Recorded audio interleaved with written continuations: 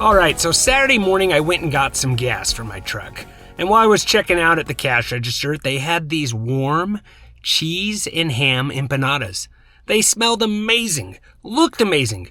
How could I resist that cheesy goodness? It's simple, guys. I couldn't.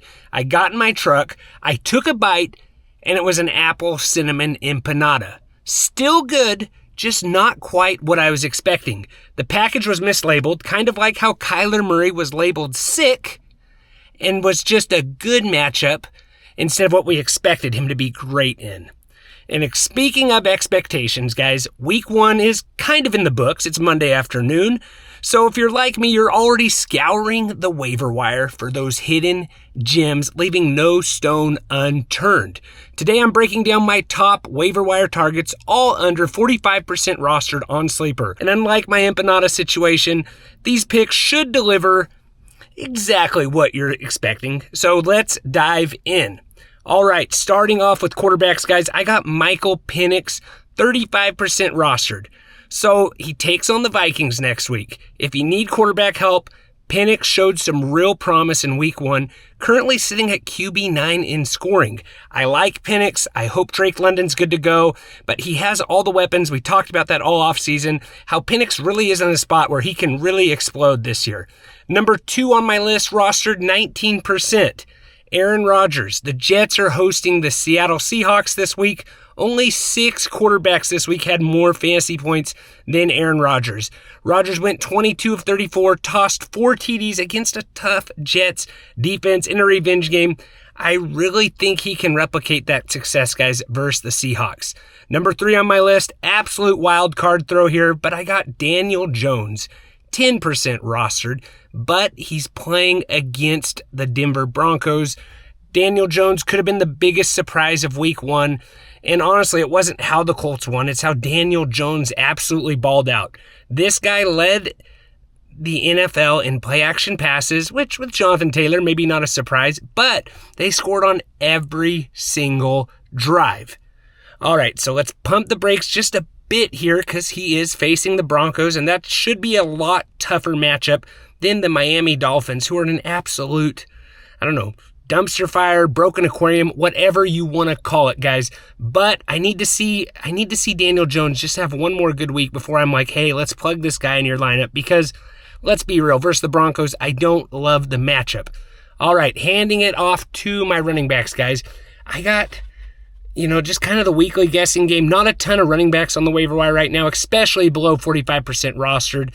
But I got Kenneth Gainwell. Gainwell led the Steelers in snaps this week. Let's give a big shout out to Arthur Smith. But at this point, we might as well be drawing names out of a hat when it comes to Steelers running backs, because you got Gainwell, you got Jaylen Warren, who they said they absolutely loved, and that's why they gave him the extension. Then Gainwell comes out of left field. I still think at some point Caleb Johnson takes over here, even though he didn't get a lot of action on Sunday. But, that's if you absolutely have no one at running back. Hopefully you're not in that spot where you just absolutely have to have a running back, because there's not a lot of running backs on the waiver wire under 45% rostered. All right, before I throw this over to wide receivers, just want to let you guys know that Sleeper Picks is the absolute best. Not just fantasy football, guys. Sleeper Picks. Let me tell you about today's sponsor, Sleeper. You go over to their picks, you choose more or you choose less on player stats. Yards, TD points, receptions.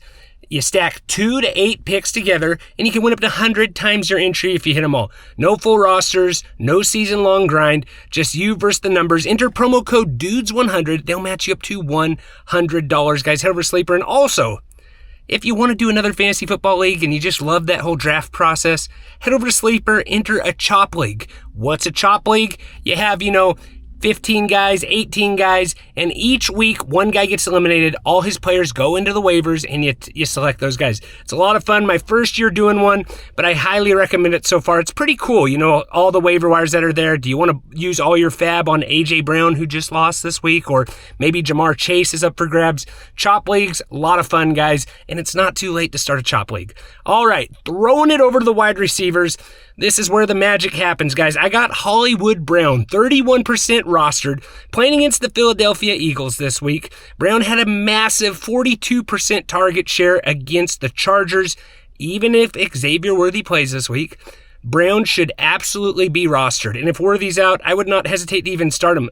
Honestly, he should be the number 2 option there, even if Worthy plays. You got Mahomes, who has to win. The Chiefs cannot start out 0-2. They're going to be throwing the ball, and Brown at the very least will be the number 2 option, because we know it's not Travis Kelce right now. But there's a little bit of maybe bad blood between the Chiefs and the Eagles. You got 2 Super Bowls, 2 Super Bowl rematches. Plus, Travis Kelce's brother played for the Eagles, but that's besides the point. Next wide receiver, I got Quentin Johnson. Butterfingers maybe, but it didn't look like that on Friday night. Burst the Chiefs, 31% rostered. 9% rostered. Playing against the Las Vegas Raiders. Quentin Johnson went off on Friday night. 7 targets, 5 receptions, 79 yards, and 2 touchdowns. So between Ladd McConkey, Quentin Johnson, Keenan Allen, they all combined for 26 targets against the Chiefs. No other player on the entire Chargers roster had more than 2 targets. So, Herbert looks really good, guys. He hasn't looked this good, well, since Tyrod Taylor's doctor accidentally punctured his lung during his rookie year. That's really how good Herbert looked. He looked great. Next on the list, I got Calvin Austin, 7% rostered.